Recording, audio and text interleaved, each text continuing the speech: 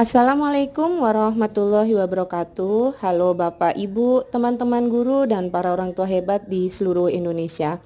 Saya Alif Tulusya Anggraini, sarjana pendidikan, seorang guru pendidikan dasar. Kalau dihitung-hitung, sudah 16 tahun saya bermain bersama anak-anak hebat di kelas. Hari ini saya mau ngobrol santai tentang dua hal dalam mendidik anak, yaitu pendidikan formal dan pendidikan informal. Begini Bapak Ibu, dalam konteks pendidikan dasar, saya selalu mengibaratkan pendidikan formal itu seperti nasi. Itu pokok, strukturnya jelas dan wajib ada. Ia punya kurikulum, punya jenjang satu, dan yang paling utama, dia terstruktur dan diakui negara berdasarkan Undang-Undang Sisdiknas.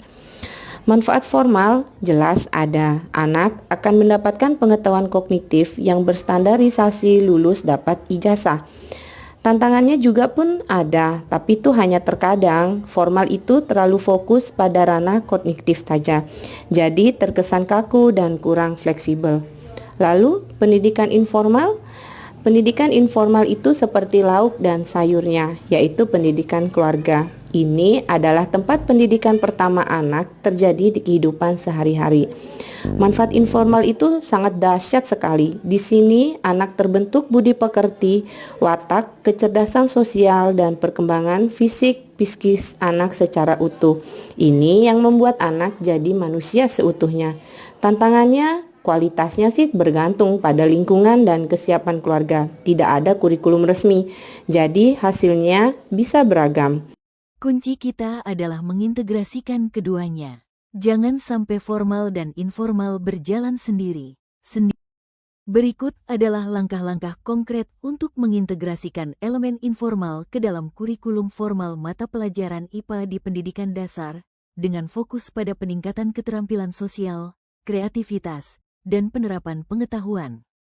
Penerapan pengetahuan, pendidikan formal dengan topik penghematan energi. Pendidikan informal, anak diminta mencatat konsumsi air dan listrik di rumah selama seminggu. Informal.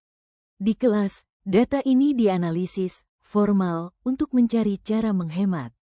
Mereka belajar tanggung jawab dan keterampilan numerasi yang nyata.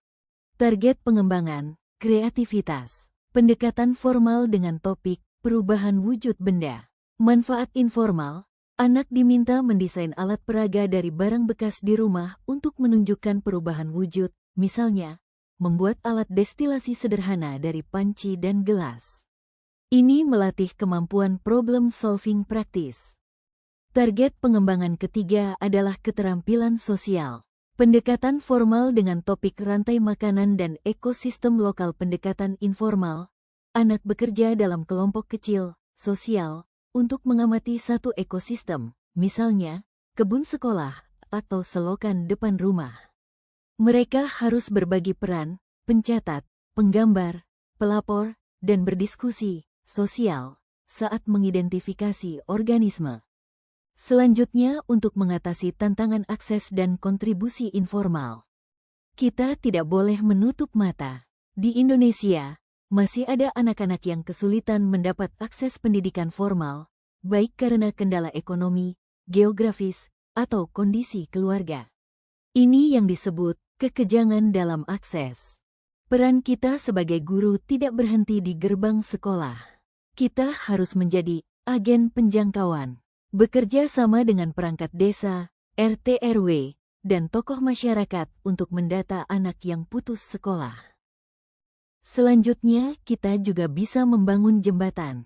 Jika akses ke sekolah formal sulit, kita dukung dan arahkan mereka ke jalur alternatif seperti pendidikan non-formal, seperti kejar paket A, atau inisiasi, rumah belajar, di kelurahan. Memastikan kontribusi informal positif. Untuk anak yang sulit mengakses formal, pendidikan informal dari keluarga adalah satu-satunya harapan mereka untuk fondasi karakter. Pendekatan yang saya lakukan yaitu melakukan pertemuan singkat dengan orang tua, mendiskusikan bagaimana pentingnya menanamkan budi pekerti, dan bagaimana menciptakan suasana rumah yang mendukung. Karena informal yang kuat dalam pembentukan karakter, anak dipastikan memiliki etika, kejujuran, tanggung jawab yang kuat. sehingga berguna saat mereka masuk ke dalam dunia bermasyarakat. Intinya Bapak Ibu, pendidikan formal memberikan kita sayap untuk terbang, sedangkan pendidikan informal memberikan kita akar untuk berpijak. Mari kita pastikan kedua-duanya kuat agar anak-anak kita tidak hanya cerdas di kepala, tetapi memiliki budi pekerti yang luhur. Terima kasih. Saya akhiri. Assalamualaikum warahmatullahi wabarakatuh.